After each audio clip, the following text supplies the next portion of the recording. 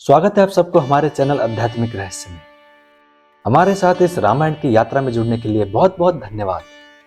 अगर आप पहली बार हमारे चैनल पर आए हो तो प्लीज चैनल को सब्सक्राइब जरूर करें। तो चलिए शुरू करते हैं। अयोध्या कांड 67वां सर्ग। मार्कंडे आदि मुनियों तथा मंत्रियों का राजा के बिना होने वाली देश की दुर्वस्था का वर्णन करके वशिष्ठ जी से किसी को राजा बनाने के लिए अनुरोध। अयोध्या में लोगों की वह रात रोते कलपते ही बीती। उसमें आनंद का नाम भी नहीं था। आंसुओं से सब लोगों के कंठ भरे हुए थे। दुख के कारण वो रात सबको बड़ी लंबी प्रतीत हुई थी। जब रात बीत गई और सूर्योदय हुआ तब राज्य का प्रबंध करने वाले ब्राह्मण लोग एकत्र हो दरबार में आए। मार्कंडेय, मौदल्य, वामदेव, कश्यप, कात्यायन, गौतम और महायशस्वी जाबाली, ये सभी ब्राह्मण श्रेष्ठ राजपुरोहित वशिष्ठ जी के सामने बैठकर मंत्रियों के साथ अपनी अलग अलग राय देने लगे। वे बोले, पुत्र शोक से इन महाराज के स्वर्गवासी होने के कारण यह रात बड़े दुख से बीती है, जो हमारे लिए 100 वर्षों के समान प्रतीत हुई थी। महाराज दशरथ स्वर्ग सिधारे। श्री रामचंद्र जी वन में रहने लगे और तेजस्वी लक्ष्मण भी श्री राम के साथ ही चले गए।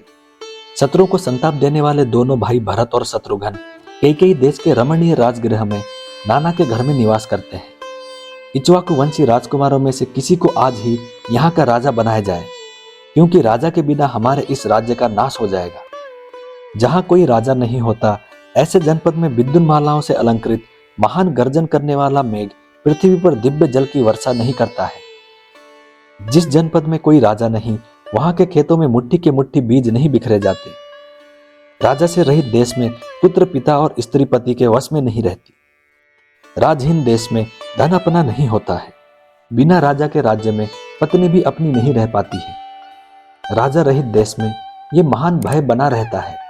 जब वहां पति पत्नी आदि का सत्य संबंध नहीं रह सकता, तब फिर दूसरा कोई सत्य कैसे रह सकता है। बिना राजा के राज्य में मनुष्य कोई पंचायत भवन नहीं बनवाते, रमणीय उद्यान का भी निर्माण नहीं करवाते तथा हर्ष और उत्साह के साथ पुण्य गृह, धर्मशाला, मंदिर आदि भी नहीं बनवाते हैं।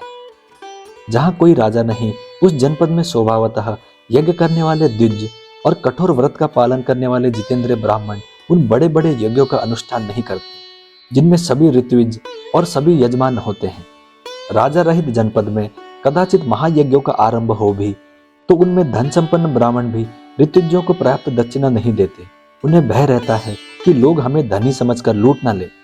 अराजक देश में राष्ट्र को उन्नतिशील बनाने वाले उत्सव, जिनमें नट और नर्तक हर्ष में भरकर अपनी कला का प्रदर्शन करते हैं, बढ़ने नहीं पाते हैं तथा दूसरे राष्ट्र हितकारी संघ भी नहीं पनपने पाते हैं। बिना राजा के राज्य में वादी और प्रतिवादी के विवाद का संतोषजनक निपटारा नहीं हो पाता अथवा व्यापारियों को लाभ नहीं होता।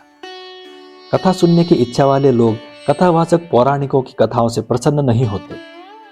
राजा रहित जनपद में सोने के आभूषणों से विभूषित हुई कुमारियां एक साथ मिलकर संध्या के समय उद्यानों में क्रीड़ा करने के लिए नहीं जाती हैं।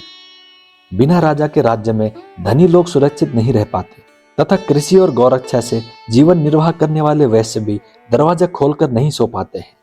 राजा से रहित जनपद में कामी मनुष्य नारियों के साथ शीघ्रगामी वाहनों द्वारा वन विहार के लिए नहीं निकलते हैं। जहां कोई राजा नहीं होता, उस जनपद में 60 वर्ष के दंतार हाथी घंटे बांधकर सड़कों पर नहीं घूमते हैं। बिना राजा के राज्य में धनुर्विद्या के अभ्यास काल में निरंतर लक्ष्य की ओर बाण चलाने वाले वीरों की प्रत्यक्षा तथा करतल का शब्द नहीं सुनाई देता है। राजा से रहित जनपद में दूर जाकर व्यापार करने वाले वणिक बेचने की बहुत सी वस्तुएं साथ लेकर कुशल पूर्वक मार्ग तय नहीं कर सकते। जहां कोई राजा नहीं होता, उस जनपद में जहां संध्या हो वहीं डेरा डाल देने वाला, अपने अंतःकरण के द्वारा परमात्मा का ध्यान करने वाला और अकेला ही विचरने वाला जितेंद्रिय मुनि नहीं घूमता फिरता है, क्योंकि उसे कोई भोजन देने वाला नहीं होता।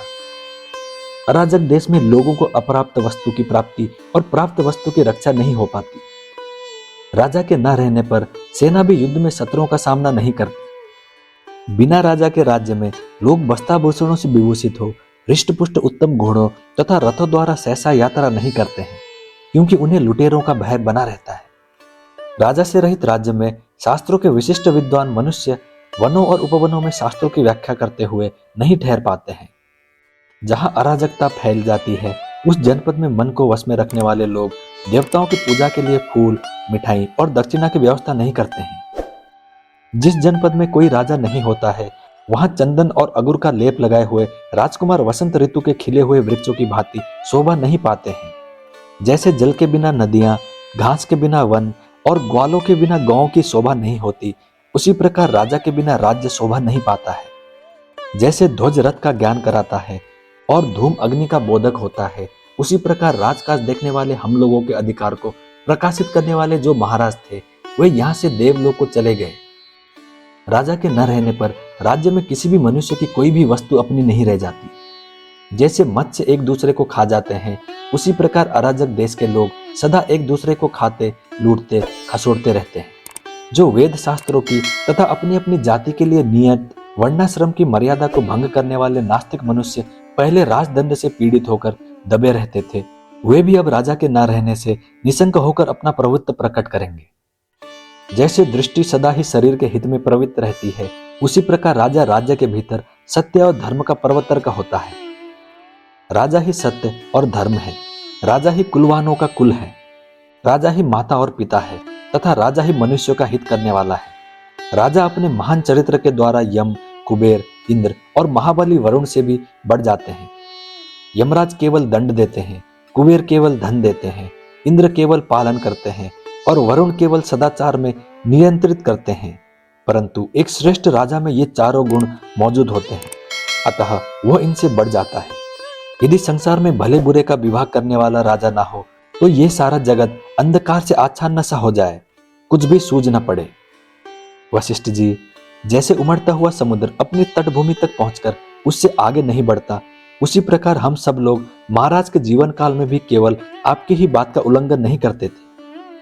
अतः विप्रवर, इस समय हमारे व्यवहार को देखकर तथा राजा के अभाव में जंगल बने हुए इस देश पर दृष्टिपात करके आप ही किसी इक्ष्वाकुवंशी राजकुमार को अथवा दूसरे किसी योग्य पुरुष को राजा के पद पर अभिषिक्त कीजिए।